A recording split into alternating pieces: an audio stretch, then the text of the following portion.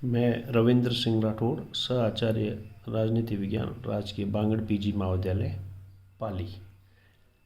जो विद्यार्थी बीए तृतीय वर्ष में अध्ययनरत हैं और जय नारायण व्यास विश्वविद्यालय से संबंधित हैं, उनके राजनीति विज्ञान विषय में अगर वो चयन करते हैं तो पहला पेपर है अंतर्राष्ट्रीय संबंध।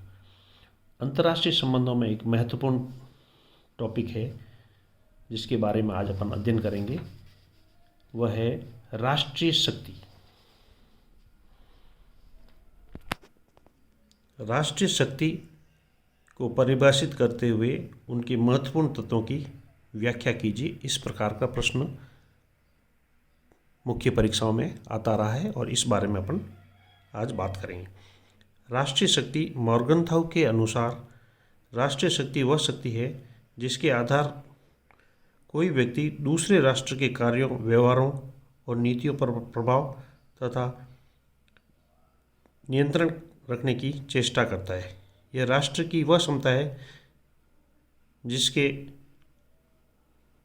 बात पर वह दूसरे राष्ट्रों से अपनी इच्छा के अनुरूप कोई कार्य करा लेता है।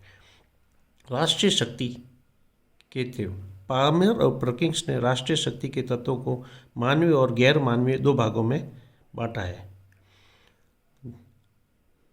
मानवीय तत्व और गैर मानवीय तत्व दो तत्वों में बांटा है। भूगोल अर्थात भूगोल किसी भी राष्ट्र की शक्ति के लिए आधारभूत ढांचा प्रस्तुत करता है। इसके घटक हैं क्षेत्रफल।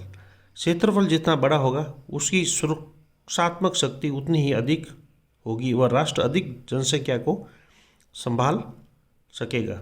जलवायु कैसी है? जलवायु का उद्देश्य के उत्पादन, सार्वजनिक स्वास्थ्य और चरित्र पर व्यापक प्रभाव पड़ता है।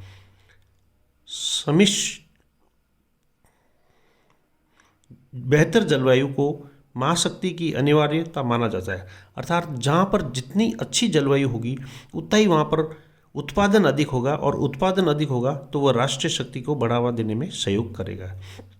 अब स्थिति किसी भी देश की अनुकूल स्थिति, उसका वह कैसा किस प्रकार की उसकी भौगोलिक परिस्थितियाँ हैं, वह किस स्थिति में है, ये भी उसके लिए एक बहुत राष्ट्रीय शक्ति को बढ़ावा देने वाला महत्वपूर्ण तथ्य है। राष्ट्रीय शक्ति प्रतिकूल स्थितियाँ उसे एक निर्बल राष्ट्र बनाती है। यदि उसकी भौगोलिक स्थिति प्रतिकूल है तो वह उसे राष्ट्रीय शक्ति को क्षीण करने के लिए काम करेगी। स्थलाकृति इसलिए महत्वपूर्ण है क्योंकि किसी भी राष्ट्र की जलवायु वहाँ की भू आकृति द्वारा ही निर्धारित होती है। इसी पर भूगोल के बाद आते हैं प्राकृतिक संसाधन। खाद्यान्न की दृष्टि से आत्मनिर्भर राष्ट्र उन राष्ट्रों को दृष्टि से श्रेष्ठ अनाज व दूसरे अगर अधिक उत्पादन हो गए तो दूसरों राज्यों से वह आयात और निर्यात करके अपने राष्ट्रीय शक्ति में बढ़ावा दे सकता है। खनिज पदार्थ और कच्चा माल, अर्थात खनिज पदार्थ और कच्चा माल उस राष्ट्र में किस मात्रा में उपलब्ध है, अर्थात जैसे इस्पात है, कोयला है या तेल भंडार है, यदि ये सभी अत्यधिक प्रचुर मात्रा में जिस राष्ट्र या जिस भूभाग में मिलेंगे उस राष्ट्र की राष्ट्रीय शक्ति को वो और प्रबलता प्रदान करते हैं। उस राष्ट्र की औद्योगिक क्षमता कैसी है? किसी भी देश की विकसित औद्योगिक क्षमता राष्ट्रीय शक्ति का एक अभिन्न तत्व है क्योंकि उसे देश की आर्थिक स्थिति मजबूत बनती है। इसी प्रकार है मानवीय तत्व। मानवीय तत्व में आता है कि उस राष्ट्र की जनसंख्या, यद्यपि कम जनसंख्या वाले देश भी विज्ञान के इस युग में शक्तिशाली हो सकते हैं, तथापि अधिक जनसंख्या वाले देशों में शक्तिशाली होने की क्षमता अधिक होती है। अर्थात जितनी जनसंख्या अधिक होगी वह ज़्यादा अधिक शक्तिशाली माना जाता है। जनसंख्या का गुणवान, क्षमतावान और शिक्षित होना आवश्यक है। तकनीकी ज्ञान कैसा है? इससे राष्ट्र की भौतिक समृद्धि में सहायता मिलती है और श्रेष्ठ तकनीक ज्ञान से छोटा देश भी शक्ति वाली समृद्धशाली बन सकता है।